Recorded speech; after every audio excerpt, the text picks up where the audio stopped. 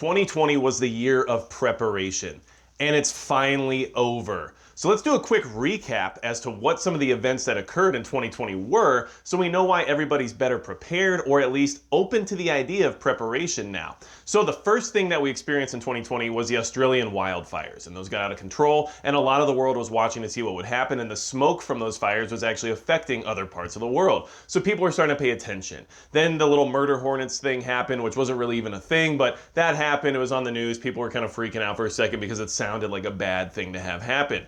Oh well, get past that and move right into COVID-19, the pandemic of 2020 that really pushed things into high gear. This whole situation obviously changed people's perspective on what they needed, what they didn't need, what they needed to prepare for, what they were worried about when it came to health and when it came to the idea of a pandemic. And regardless of whether or not it actually unfolded the way that we were told it would originally, things have changed forever in many ways, thanks to that whole COVID-19 situation. That's right, I said COVID-19.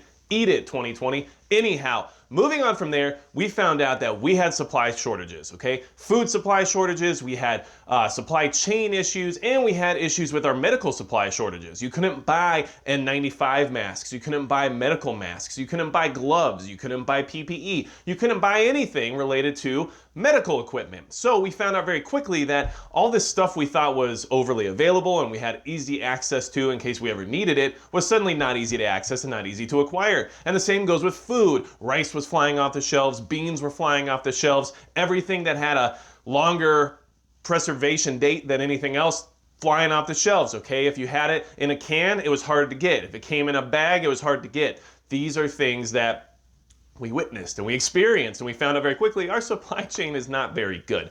Okay, so moving on from there, lockdowns. The lockdowns. Some might even call it de facto martial law, because a lot of things were put into place that we weren't expecting, okay? Curfews, you can't travel at this time between these hours, your business can't be open, you're not allowed to make money, you have to stay home, quarantine, make sure you don't talk to anybody or see anybody, 6 feet apart. All those awesome things that they try to force down your throat in 2020, we all figured out how this whole lockdown situation works from here on out. Now we know in the future if there's another pandemic or a lockdown scenario, what to expect. And guess what?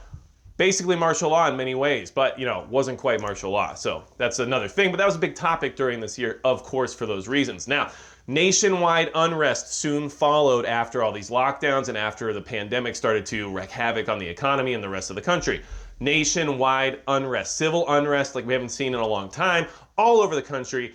Buildings burning, things being looted, people being injured, police being attacked, all kinds of stuff going on. Very, very rough time. I mean, yeah, of course, SpaceX had their first man launched and that was great, but nobody cared because everything was burning and we were talking about that instead. So that happened, and honestly, the civil unrest still hasn't necessarily fully recited, but honestly, a big year in the sense of civil unrest. It made a lot of people question their personal security, question their ability to protect themselves, question their ability to maintain their survival throughout a riot or a unrest scenario. So it has pushed a lot of people into the direction of becoming gun owners. And guess what? Ammo shortage, guess what? That happened too. Why did the ammo shortage occur? Because people were worried about things like martial law, lockdowns, being forced into some kind of a tyranny style situation. Then the unrest came, people worried about crime, worried about their safety, and then boom, millions of new gun owners and millions of less rounds of ammunition, and suddenly ammo shortage 2020, which,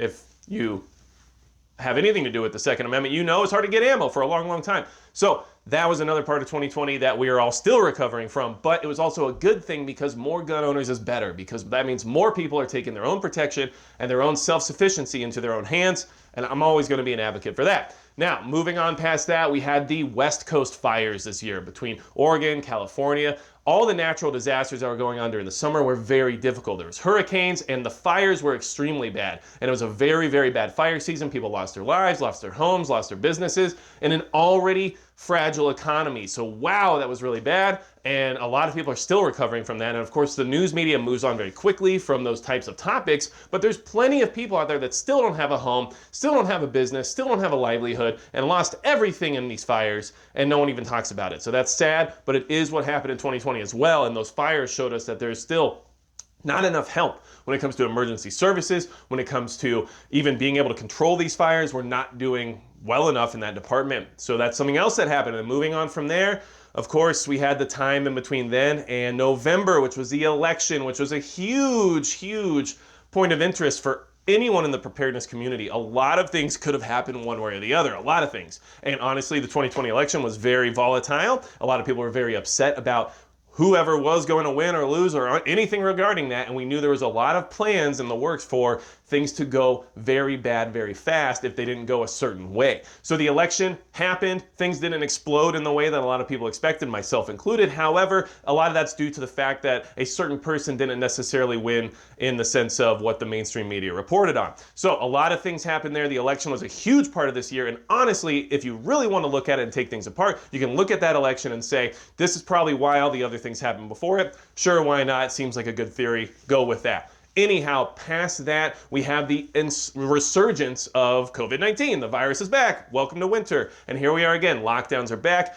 Supply shortages are going to start coming back around. If things get worse, we have the whole situation in the UK where the new strain's out and it's starting to lock things down. Travel restrictions. People are going back into quarantine. Hospitals are getting overwhelmed. Counties are being shut down in places like California. And we knew this would happen. We talked about it back in March, but here we are again doing it in 2020. But hey, 2020 is almost over. Thank God. But hey, still, wait, one more thing. At the end of 2020, as of right now, there are attacks happening on our infrastructure. These attacks have been happening for years anyway, but they seem to be kind of escalating or happening more frequently when it comes to the cyber attacks and the hacks that are happening. And then we're talking about the physical attacks on these communications buildings, and as well as in the sense of like the gas lines in Colorado and all those things. Infrastructure is under attack. So, quick recap, wanted to do it quickly, didn't want to spend too much time on any individual subject. If I missed anything, leave it in the comments below. If you're new to prepping, or if you love prepping, or if you're part of prepping and you want to do everything regarding prepping, hit the subscribe button as well, because we are trying to keep this thing rolling. And honestly, 2020 was a year of preparation. 2021 will probably be the year of action in many ways. And we'll talk about that later in the live stream I'm going to have tomorrow on New Year's Day. So say goodbye to 2020. Thank you guys so much for having an awesome year with me here on the channel. I appreciate every single one of you and all the support this channel has received. It is amazing, and I really want to say thank you. So I appreciate everything that you guys have done for me here, and I'm hoping to keep doing as much as I can for you here in the future. And if you ever need anything from me, magicprepper.com, hit me up with a contact form, and I'll do my best to get back to you as soon as possible, because I don't have a secretary. I'm doing all this by myself. I don't even have a cameraman, but whatever, it's fine. So anything else you ever need, leave it in the comments below. Besides that, goodbye 2020, adios. Here comes 2021, we'll see how that goes, and that's gonna be it for Magic Prep.